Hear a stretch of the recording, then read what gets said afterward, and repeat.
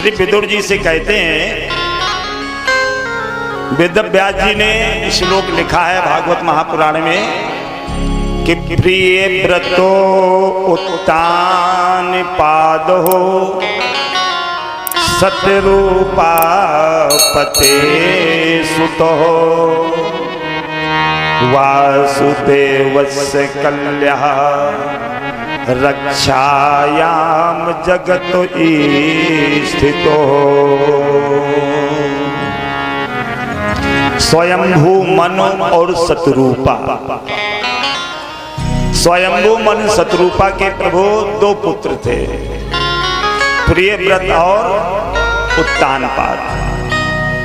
प्रियव्रत और उत्तानपाद, लेकिन प्रभु इन्होंने बांके बिहारी कन्हैया विष्णु जी की कृपा से आज मैया इन्होंने बड़े सुचारू रूप से इस संसार का रक्षा किया। तत्पश्चात मैया जो उत्तानपाद है,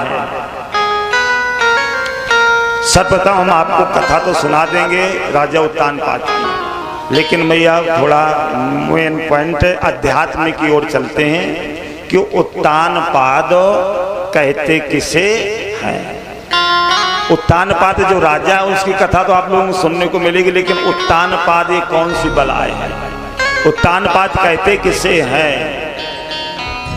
उत्तान पाद, उत्तान पाद, इसी को दो चार बार कहो तो कुछ ना कुछ परसेंट इसी में उत्तर निकल आएगा। जैसे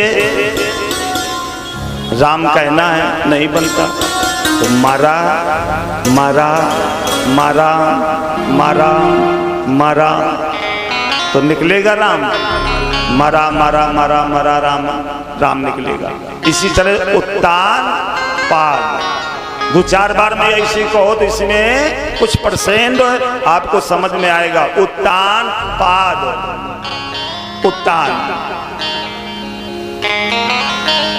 पाद माने पैर, अर्थ गलत ना ले जाना।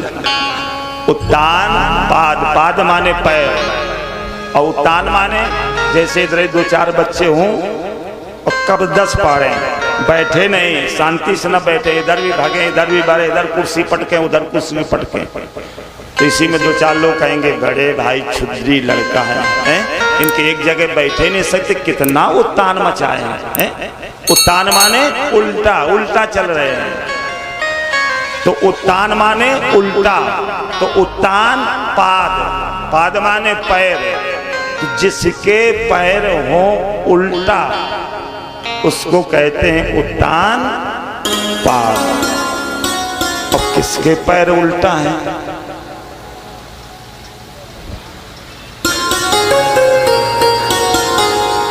जो हमारे नाल में संगत कर रहे हैं पंडित दिनेश उपाध्याय जी, ये कर रहे चुड़ैलन के,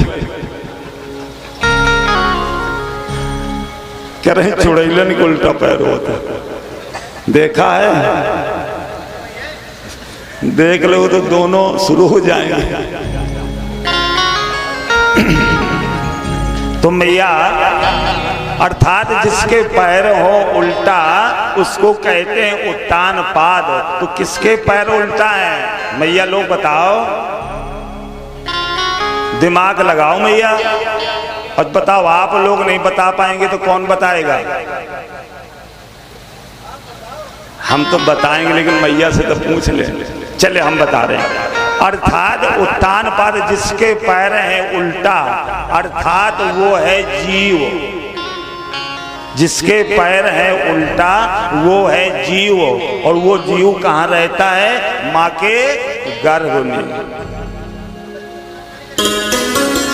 वो जीव माँ के गर्भ में रहता है।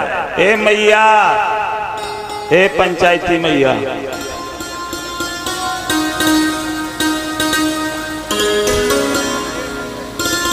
भैया शांति से बैठो, बड़ा कबदस पड़ो जैसे मेला हो। जाओ तुम नीचे जाओ, काम करो। न सुने न सुने दे, सबका हंसाए पड़े। शांति से बैठो। अर्थात मैया चलिए भाई मैया देखो मैया सयान का तो ठीक है, ठीक उनका हंसन का काम है, वो बातर में लगी है देखो दांतों में। चलो मैया नाराज ना हो, हम हंसने के लिए कह देते हैं, ठीक है भैया, नाराज तो नहीं हो रहे, नाराज ना हो ना मैया, हम ये सब बातें हंसने के लिए कहते हैं। तो अर्थात मैया जब माँ के उदर में जो जीव होता है वो है उत्तानपाद। जब माँ के गर्भ में जीव होता है वो उत्तानपाद है। कैसे? माँ के गर्भ में जो बालक हो या बालिका, उसके पैर ऊपर की ओर होते कि नहीं होते? कुछ कहो हाँ हूं कि ऐसे गिरधान साई होते हैं ना। तो ऊपर की ओर पैर होता है और सर नीचे की ओर होता है, तो उसको कहते उत्तान पाद। उत्तान माने उल्टा, पाद माने पैर, उल्टा पैर है, अर्थात उत्तान पाद है एक जीव जो माँ के उदर में पल रहा है, वो एक जीव है। और उस जीव की दो पत्नियां हैं। उस जीव की भैया दो पत्नियां हैं। कौन कौन? बुद्धि और मन। कौन कौन भैया? बुद्धि और मन। उस जीव की, जो जीव उदर में पल रहा है, उस जीव की दो पत्नियां हैं, बुद्धि और मन। जब जीव और बुद्धि के संसर्ग से कोई कार्य किया जाता है, बुद्धि और जीव के द्वारा जो कार्य होता है वो मैया ध्रुव होता है, अटल होता है। और जो जीव और मन के द्वारा कार्य होता है वो कार्य उत्तम होता है, लेकिन उत्तम शीघ्र नष्ट हो जाता है। कुछ बात पल्ले पड़ी? कितने परसेंट? 10% पड़ी कि नहीं पड़ी? जीव ही मैया उत्तानपाद है। ये जो जीव माँ के गर्भ में पलता है यही उत्तानपाद है। उत्तानपाद अब तो नहीं है उत्तानपाद। अगर कोई उत्तानपाद हो तो बताओ कौन है उत्तानपाद? कोई नहीं है ना, क्योंकि अब सब सही है। माँ के गर्भ में ही केवल उत्तानपाद होता है। तो मैया अर्थात जीव उत्तानपाद है और उसकी पत्नी है बुद्धि और मन। बुद्धि के द्वारा जो काम किया जाएगा, साधारण बात है नहीं है, जो बुद्धि के द्वारा विचार करके काम किया जाएगा, जीव और बुद्धि दोनों के परामर्श से जब काम होगा तो अच्छा होगा, ध्रुव होगा, अटल होगा। लेकिन वही जीव के साथ में अगर मन लग जाए, मन रूपी पत्नी जब मिल जाएगी तो मैया मन है चंचल। जब मन के द्वारा वही जीव मन को दबाता है हमेशा, तो मैया काम तो होगा, उत्तम होगा, लेकिन वो शीघ्र नष्ट हो जाता है। ये मैया एक अध्यात्म की बात हो गई। अब चलते हैं जो पौराणिक कथा है। उत्तानपाद एक राजा है और उस राजा की दो पत्नियां हैं, बुद्धि अर्थात सुनीत और मन अर्थात स्वरुचि। स्व माने अपना, रुचि माने मन। ये दो पत्नियां हैं, सुनीत और स्वरुचि। अब चलते मैया कथा की ओर। सभी मैया लोग ध्यान देना।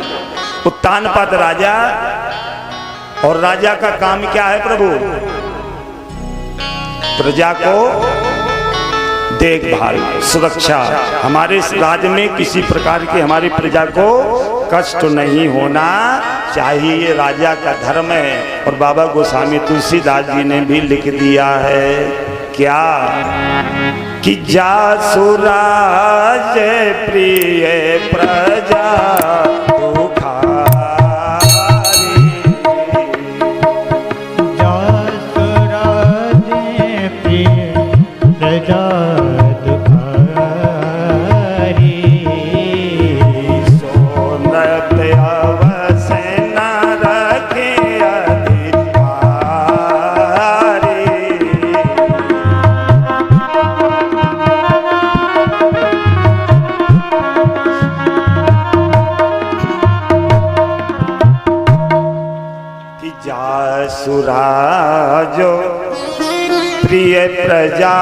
दुखारी और सो नृप अवसो नरक अधिकारी। जिस राजा के, एक बात बताओ मैं, आज सब लोगों को पानी आने नहीं पिलाया, कहे भक्त क्या बात है? आज तो नहीं है जैसे दिन आवत जा भूलत जाओ, जो सबके मुंह सूख रहे होंगे पानी पिलाओ को प्रभु, है ना? हाँ, पानी पिलाओ भाई प्रभु, सभी भक्तों को पानी पिलाओ। और दो चौपाई भी आ रही है, जासु राज प्रिय प्रजा दुखारी। इस समय हमारे जो संतोष जी है परीक्षित पद पर, परीक्षित कौन है? संतोष तो है लेकिन है कौन? राजा। परीक्षित है राजा, और ये सारी समाज बैठी कौन है? प्रजा। और इस प्रजा को कष्ट नहीं मिलना चाहिए, नहीं तो रामायण कहती है जासु राज प्रिय प्रजा दुखारी सो नृप अवसो नरक अधिकारी। जिस राजा के राज्य में अगर प्रजा को कष्ट होता है वो राजा नरकगामी भोगता है। इसलिए कभी भी राजा को अपने प्रजा पर कष्ट नहीं होना चाहिए। उसी तरह से मैं यह परीक्षित जी राजा उत्तानपाद अपने नगर में मैया घोड़े पर सवार होकर के मैया भ्रमण कर रहे थे। तो भ्रमण करने के समय जो प्रातःकालीन में यह सफाई करने में निकलती हैं कौन? अब नहीं, 20 साल पहले, मायावती सरकार के पहले की बात है। अब तो सभी सफाई में होगा, चाहे ब्राह्मण हो चाहे क्षत्रिय हो। हिंदू धर्म की बात कर रहा हूँ। मुस्लिम समाज में कोई बता दे एक मुसलमान का बच्चा हो सफाई कर्मी में, है कोई आप लोगों को जानकारी नहीं? अपने हिंदू धर्म में ही मैया है। अपने कर्म को छोड़ करके दूसरे का कार्य अपना स्वयं ले लिया है। क्योंकि आरती का है न करे कुकरे मुँह मांग ही भी को छाड़ निज धर्म। अपने धर्म को छोड़ करके दूसरे के कार्य में यह पकड़ लिया है। तो आज पहले की बात मैं बता रहा हूं कि मैया जब नगरों में सफाई करते थे तो कौन करता था? बोल दो जो मैया, मेहतर। और जब सफाई करते थे उनको हम आप लोग भोजन देते थे शाम मीटिंग। आज राजा जब भ्रमण कर रहे थे तो वही आज जो सफाई कर्मणी जो थी मैया, आज उन्होंने राजा को देखा तो राजा को देख करके बुरा सा मुंह बनाया, एक तरफ को थूक दिया देख करके राजा ने। जिस समय राजा को देखा तो राजा ने सोचा कि ये सफाई कर्मी ने मेरे को देख करके बुरा सा मुंह बनाया, बात क्या है? राजा ने घोड़े को बढ़ाया, आगे पहुंचे। जैसे आगे पहुंचते पूछा, देवी क्या बात है? आज मैं ये वो बता नहीं रही क्योंकि राजा है, ऐसा न हो जो कि कार्य से हटा दिया जाए तो भोजन के लाले पड़ जाए। लेकिन भैया उसी समय राजा ने कहा, देवी अवश्य बताओ, मैं राजा हूँ, तुझे कोई भी दंड नहीं दिया जाएगा, बताओ तो। तब आज मैया उस सफाई कर्मी मैया ने बताया, महाराज जिस दिन हम आपका मुंह देख लेते हैं तो हमें भोजन नहीं मिलता है। अच्छा, आज मैया राजा ने कहा तो ऐसा करना, आज हमारा तुमने मुंह देखा है, चलो तुम हमारे राजभवन में आना और जितना मन चाहे उतना ले जाना भोजन, देखता हूँ तुझे भोजन कैसे नहीं मिलता है। मैया आज ये आती है, राज दरबार से बहुत सारा भोजन लिया, भोजन लेकर के घर आती है, बड़ी प्रसन्न है कि आज राज दरबार का 56 भोग मिलेगा। लेकिन मैया सभी लोगों को भोजन कराया। भोजन कराने के बाद में मैया जब स्वयं भोजन करने के लिए बैठती है तब मैया अचानक आगंतुक आ गए, रिश्तेदार आ गए। जब रिश्तेदार आ गए तो जो इनके पास का जो भोजन था वो रिश्तेदारों को खिला दिया। अब कोई भोजन इनको नहीं मिला, ऐसे भूखी सो गई बेचारी। सुबेरा हुआ, फिर राजा मिले, फिर रानी ने वही कार्य किया। राजा ने कहा क्या हुआ, भोजन नहीं मिला? ना, क्यों? कहले महाराज बात कुछ भी हो, कारण वही है कि आपका मुख देखने से भोजन नहीं मिलता है। अरे बताओ तो। कहने लगे कि रिश्तेदार आ गए। कहले ऐसा करो, आज इस बार भोजन ले जाना, 10-20 लोगों का ज्यादा ले जाना। मैया आज इन्होंने मैया बहुत सारा भोजन लिया। तत्पश्चात मैया आती है घर में, थोड़ा धीमा रखो बेटा, आती है घर में और भोजन सबको खिलाया, रिश्तेदारों को खिलाया। और जब भोजन करने के बर्तन साफ कर रही थी मैया, पता नहीं कैसे घर का जो दरवाजा होता है वो खुला रह गया। और जैसे दरवाजा खुला रह गया तो आज मैया इनके जो पालतू जानवर होते हैं,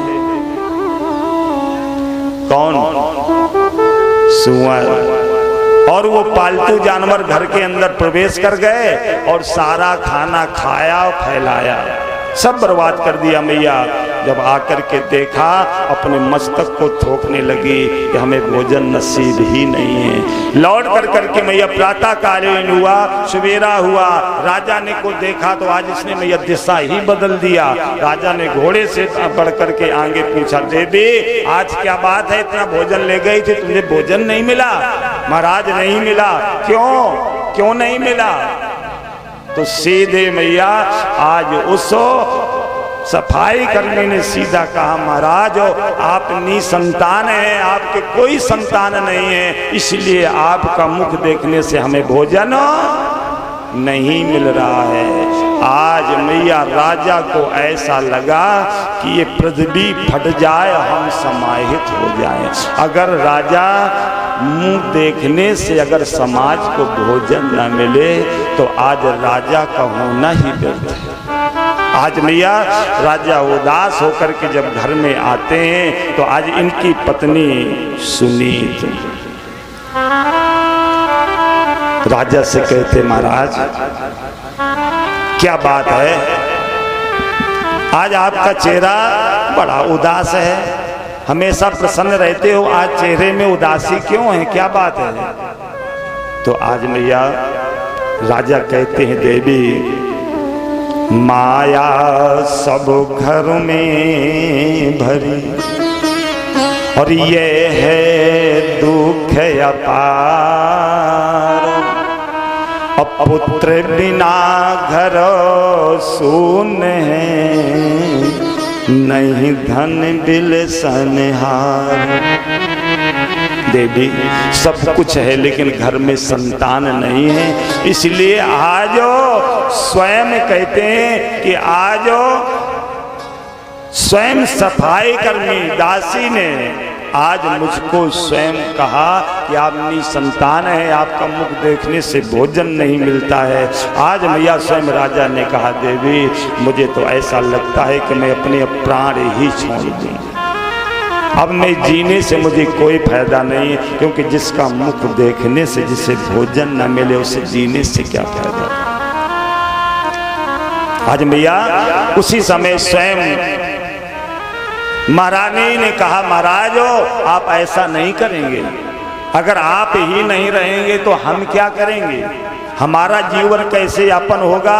क्योंकि सुनीत रो करके कहती, महाराज जिए बिन दे है नदी बिन बारी, और तैसा ही नाथो पुरुष बिन नारी।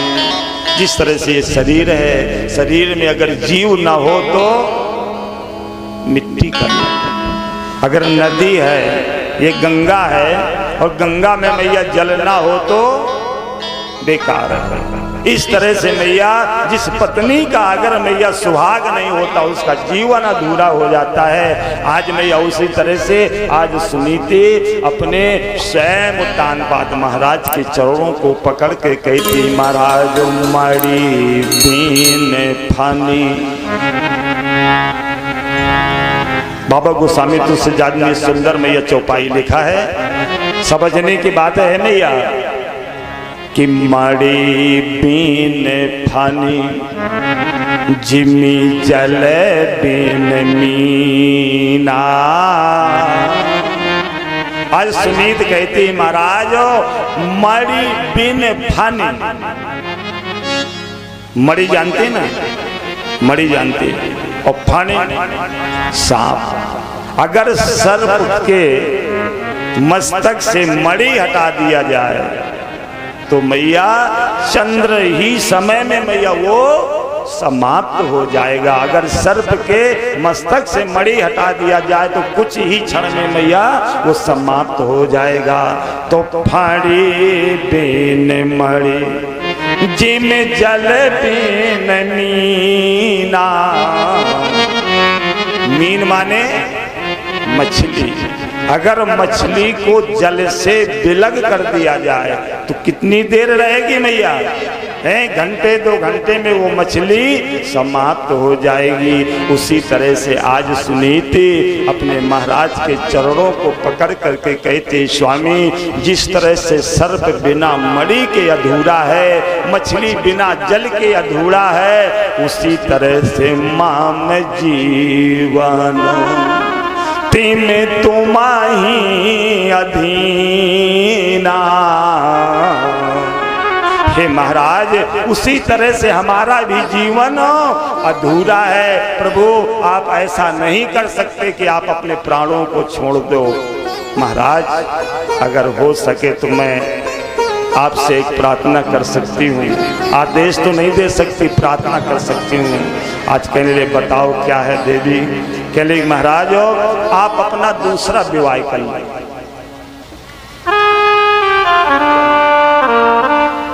और इसी भक्त बीच में हमारे भक्त जी के द्वारा 21 पुष्प मुद्राएं भगवान के चरणों में भेंट किए हैं।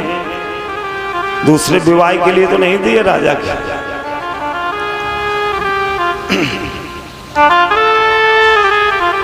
सुनीत ने कहा महाराज आप अपना दूसरा विवाह कर लें। राजा कहते हैं रानी तू पागल हो गई है क्या? दूसरा विवाह की बात करती है? दूसरा विवाह का मतलब मालूम है? दूसरा विवाह का मतलब घर में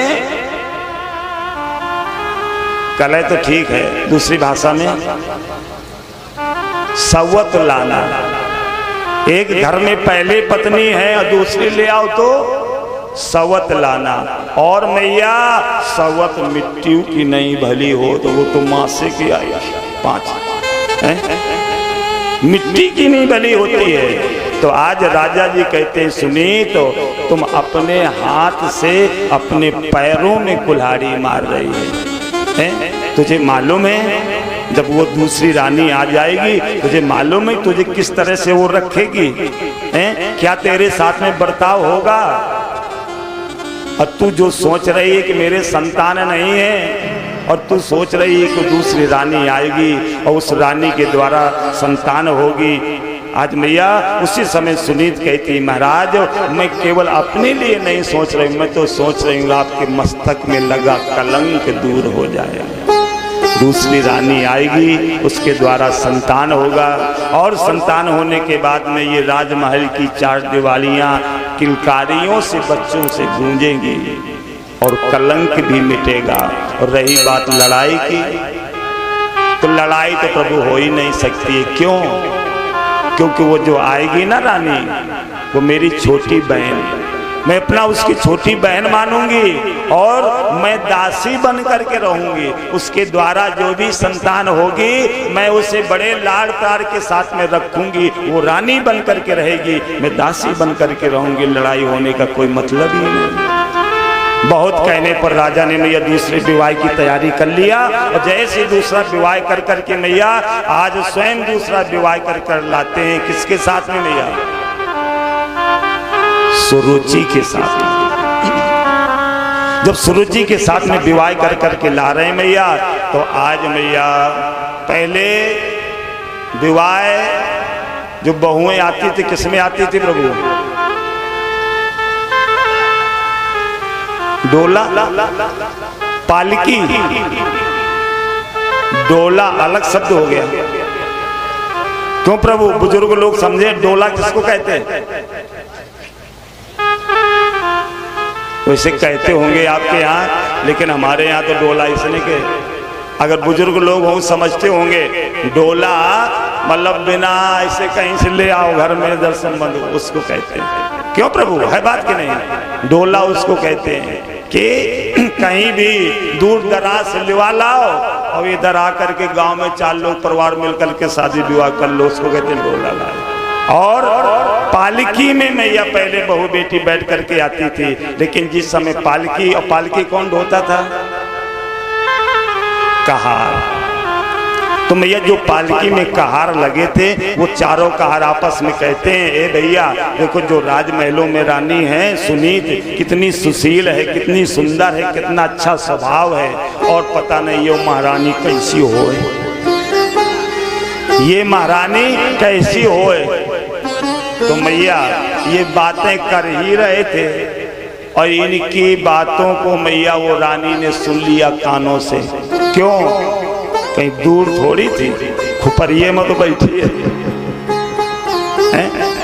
पास ही में। तो पालकी में आवाज पड़ गई, और जैसे आवाज पड़ी तो कहते एक कहारो पालकी रख दो। पालकी रख दिया गया, और जैसे पालकी रखी गई मैया कहले जाओ राजा को बुला करके लाओ। अब मैया कहार हाथ जोड़ करके पहुंचे, महाराज रानी ने बुलाया है। राजा कहते कौन रानी ने बुलाया? किस रानी ने बुलाया है? कारों ने कहा महाराज और कौन रानी बुलाएगी?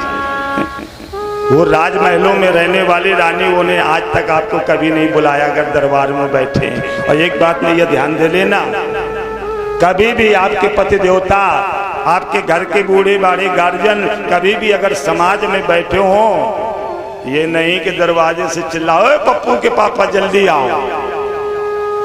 नहीं मैया, अगर समाज में बैठे हो कभी भी पत्नी का आदेश नहीं देना चाहिए कि जल्दी आओ। समाज में अगर बैठे हैं मैया, अगर बहुत ज्यादा बहुत इमरजेंसी तो किसी के द्वारा सूचना पहुंचा दो, ये नहीं कि सीधा आदेश दे दो। आज मैया आदेश हो गया, राजा आए पालकी के पास, हाथ जोड़े, महारानी बताओ। आज मैया